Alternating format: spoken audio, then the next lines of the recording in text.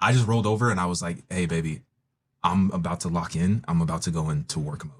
And she understands what that means. I'm the type of person where it requires so much of my focus, so much of my attention to stay on track. And it's kind of always been like that. Even when I like try to make a schedule, I quickly find myself like deviating off of that schedule. And I said this in the video that I'm not gonna be like the best husband that I know I can be. And I know that sounds crazy, so give me a second. I'm not gonna be the best husband that I know I can be.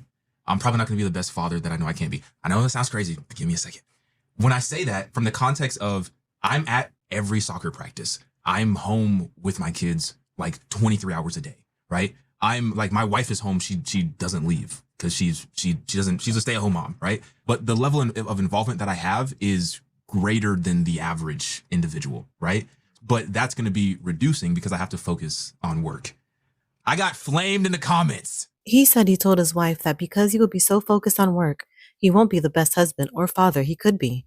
And as he said, the comments roasted him. Whenever conversations like this happen, people immediately want to decide who's right and who's wrong. We want every relationship conversation and situation to be black and white, all or nothing. But healthy and fulfilling relationships are rarely that simple. Too many couples confuse different drives with different amounts of love. Some people naturally organize their lives around purpose, some around deep connection, some around creating safety and stability. None of those automatically means they love their partner more or less. This graphic explains one framework that has helped me and millions of others make sense of those differences. We all have these three instincts: survival, community, and connection.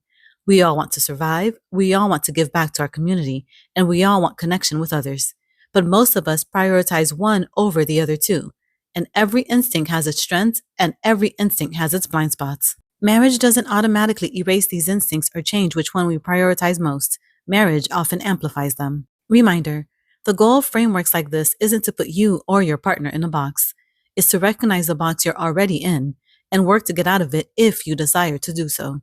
Tools like these serve as starting points for self-discovery and self-awareness and help you get to know your partner more deeply, but they are not absolute unchangeable truths about who you and your partner are or who you'll always be. Healthy couples learn to stop asking, "Why aren't you more like me?" and ask, "What naturally drives the person I love?" We spend so much time trying to remake our partners into our image, but healthy marriage does the opposite. Michelangelo, the sculptor of the famous statue of David, believed the sculpture was already inside the marble. He is purported to have said his job wasn't to create the statue, it was to remove everything that wasn't David. That's what healthy marriages do.